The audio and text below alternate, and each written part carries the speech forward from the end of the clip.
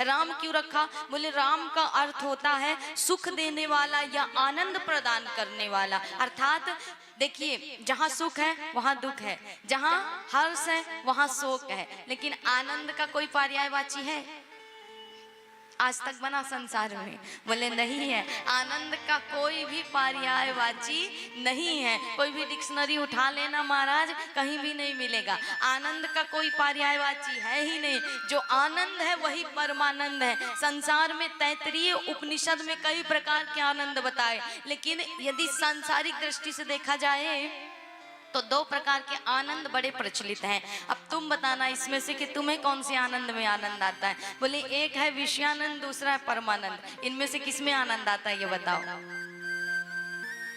विषयानंद में आता है कि परमानंद में आता है? किस में आता है?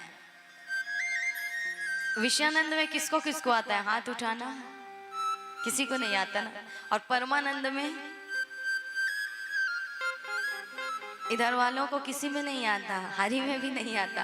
बोले देखिए, विषयानंद होता है लौकिक जगत से संबंध रखता है, भौतिक चीजों से संबंध रखता है। अर्थात आप मान लो चाहते हो कि मेरा घर बन जाए, आप चाहते हो मैं एक गाड़ी खरीद लूं, आपको उसमें संतुष्टि है, लेकिन वो कभी संतुष्ट नहीं करने वाला है। अर्थात भौतिक जगत से संबंध रखने वाला जो सुख है वो पाकर के भी आप सुखी नहीं हो सकते, क्योंकि एक इच्छा अनंत इच्छा। एक आज गाड़ी की इच्छा है, एक मिल गई, कल दूसरे की रखोगे, परसों तीसरे की रखोगे, फिर नरसों चौथे की रखोगे।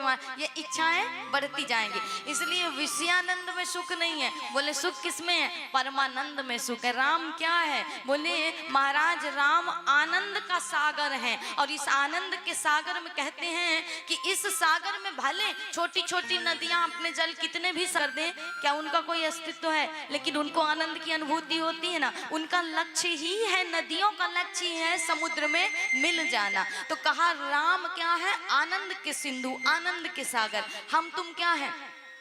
बोले वही छोटी छोटी नदियां हैं महाराज, छोटे छोटे बूंद हैं। हमारा भी लक्ष्य क्या होना चाहिए? बोले समुद्र में मिल जाना ही हमारा लक्ष्य होना चाहिए। तो राम में समा जाना ही हमारे जीवन का लक्ष्य होना चाहिए। इसलिए राम का अर्थ ही होता है कि जो सुख देने वाला है, जो आनंद प्रदान करने वाला है, वही राम है। जिसके नाम में आराम है, जिसके नाम में विश्राम है, और जिसके नाम में सिर्फ आनंद ही आनंद की अनुभूति है। कोई कितना भी दुखी हो, भगवान का नाम ले दो। कितना महाराज कहते हैं ना कि मन को बड़ा सुकून मिलता है। कहा, किसी ने कहा ना कि जब तुम्हारे भगवान चारों तरफ हैं तो तुम मंदिर क्यों जाते हो? तो कहते हैं हवा चारों तरफ है, लेकिन टायर पंचर हो जाए तो कहीं से उठा करके भर लोगे? नहीं भर सकते ना। उसके लिए योग्य स्थान की आवश्यकता होती। पंचर के दुकान पर जाना पड़ेगा, मशीन से ही हवा भरनी पड़ेगी महाराज। उसी प्रकार कहते हैं भगवान तो चारों तरफ समाहित है। क्षिति जल पावक गगन समीरा। इन पांच तत्वों में ईश्वर है। पांच तत्वों के तुम हो, पांच तत्वों का संसार है। पांच तत्वों में ईश्वर चारों तरफ समाहित है। लेकिन महाराज जब मन विचलित होता है, मन पंचर हो जाता है, हमारा मन दुखी हो जाता है, तो कोई योग्य स्थान जाना चाहिए ना। बोले वही योग्य स्थान है हमारे लिए, वही पंचर की दुकान है हमारे लिए। क्या?